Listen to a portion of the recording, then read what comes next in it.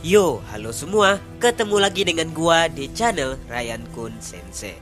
Pada kesempatan sekarang, gua akan melanjutin pembahasan gua yang berkaitan dengan light novel Orewasekan Koka no Akutoku volume ke-7 part keduanya. Seperti biasa, di sini gua tekanin kepada kalian agar nonton dulu pembahasan part pertama sebelumnya untuk bisa nyambung sama yang gua bahas di pembahasan part kedua ini. Kalian bisa mencek di playlist gua yang berkaitan dengan lanjutan anime Orewasekan Koka no Akutoku pada light novelnya. Langsung saja kita masuki alur ceritanya. Pada scene terakhir pembahasan part pertama sebelumnya telah gua jelasin kalau saat itu Liam dan Kanami tengah berada di kerajaan Erle.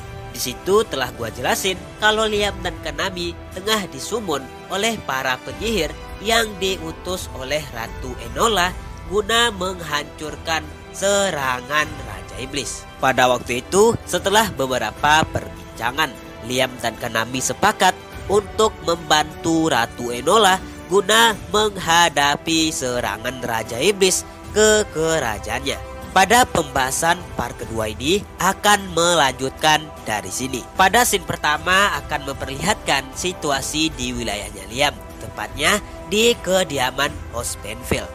Jadi pada waktu itu dikarenakan campur tangan dari The Guide menyebabkan sebuah kekacauan tengah beredar di wilayah kekuasaannya Liam. Pada waktu itu banyak para pejabat yang dipercaya oleh Liam mulai melakukan tindakan korupsi secara terang-terangan dan memanfaatkan kepergiannya Liam untuk membuat berbagai masalah. Oh ya, di sini dikarenakan kepergian Liam yang secara mendadak itu menyebabkan para pejabat menjadi yakin kalau Liam tidak akan pernah kembali ke kediaman House Benfield ini. Di sini seperti yang lu tahu, Liam tiba-tiba pergi dari planetnya sendiri dikarenakan ritual summon yang dilakukan oleh Ratu Enola. Tentu saja hal ini sama sekali nggak diketahui oleh siapapun dikarenakan Liam tiba-tiba menghilang secara mendadak. Nah, dikarenakan kepergian Liam ini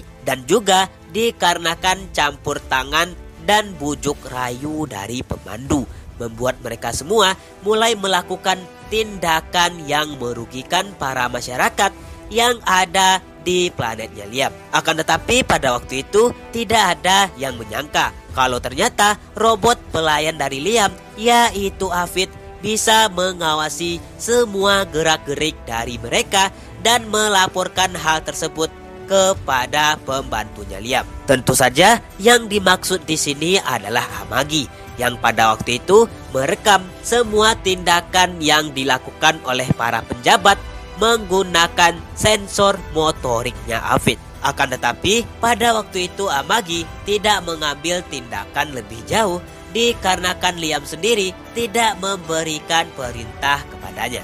Kemudian pada waktu itu scene akan beralih di sisi murid-muridnya Liam, yaitu Fuka dan Riho yang ada di planetnya Liam dan tinggal di sana. Jadi pada waktu itu Fuka dan Riho ada di planetnya Liam dan bertujuan untuk menunggu kepulangan gurunya tersebut. Akan tetapi pada waktu itu mereka juga terlibat beberapa pertarungan dengan para musuh yang ingin menguasai planetnya Liam dikarenakan Liam telah pergi dari situ. Lalu pada waktu itu pun Fuka dan Riho memutuskan untuk mengatasi situasi tersebut dan tidak melaporkannya kepada Amagi dikarenakan mereka ingin membuktikan diri mereka kepada Liam. Kemudian saat itu Shin akan berpindah ke sisinya The Guide. Nah, pada saat itu ternyata The Guide memprovokasi para pejabat yang ada di wilayahnya Liam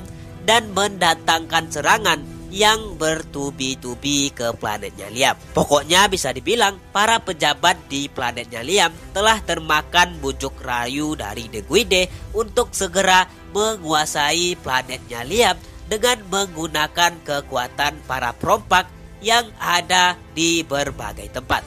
Jadi pada waktu itu terlihat berkat usahanya The Guide terdapat beberapa kekacauan yang semakin menjadi-jadi di wilayahnya Liam. Saat itu diketahui baik dari sisi masyarakat, para pejabat, dan para petinggi di planetnya Liam mulai bentrok satu sama lain. Akan tetapi pada waktu itu sekali lagi Amagi tidak mengambil tindakan lebih jauh.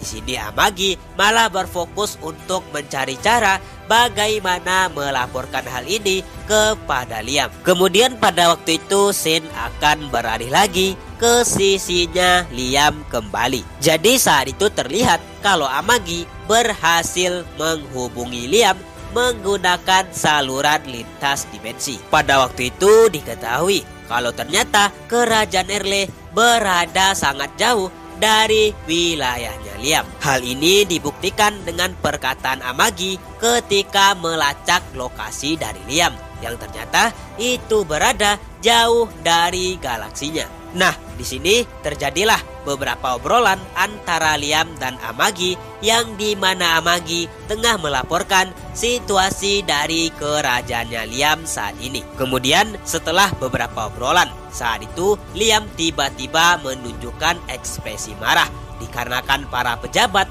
yang selama ini membelanya tiba-tiba membelot dan seakan-akan ingin merebut wilayahnya. Jadi pada waktu itu Liam tengah berpikir, tentu saja dia tidak bisa mengandalkan siapapun selain dirinya sendiri untuk membereskan masalah yang ada di hadapannya. Di dalam pikirannya saat itu Liam bertekad untuk segera menyelesaikan masalah yang ada di kerajaan Erle saat ini dan meminta mereka untuk memindahkan Liam secara segera. Lanjut kepada scene berikutnya, yang di sini terlihat kalau Liam tengah menjalani beberapa obrolan dengan Kanami, yang dimana Kanami masih merasakan perasaan was-was ketika berbicara dengan Liam. Waktu itu terjadilah beberapa obrolan antara Liam dan Kanami, yang di sini terlihat kalau Liam ternyata menjadi semakin yakin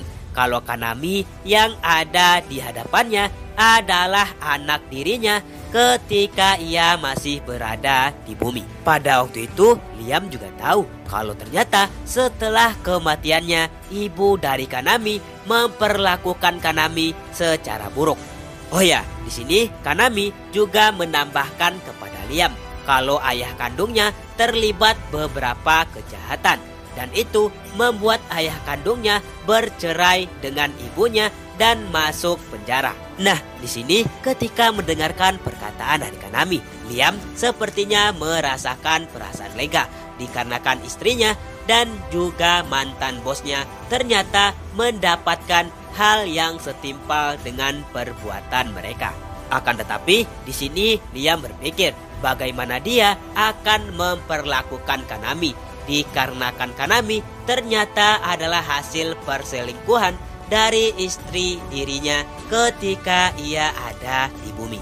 Di sini benar-benar terlihat secara jelas kalau Liam tengah memikirkan dua hal, yaitu bagaimana caranya menyelesaikan konflik dengan Raja Iblis yang ada di kerajaan Erle dan bagaimana menangani situasi dari Kanami. Lanjut kepada scene berikutnya, yang di sini memperlihatkan Amagi yang tengah memperlihatkan kepada para eksekutif wilayah Liam tentang situasi dari Liam saat ini. Pada waktu itu, para bawahannya Liam khawatir dengan keselamatan tuan mereka yang masih terancam di dunia asing. Di sini maksudnya tentu saja adalah jauh berada di galaksi lain.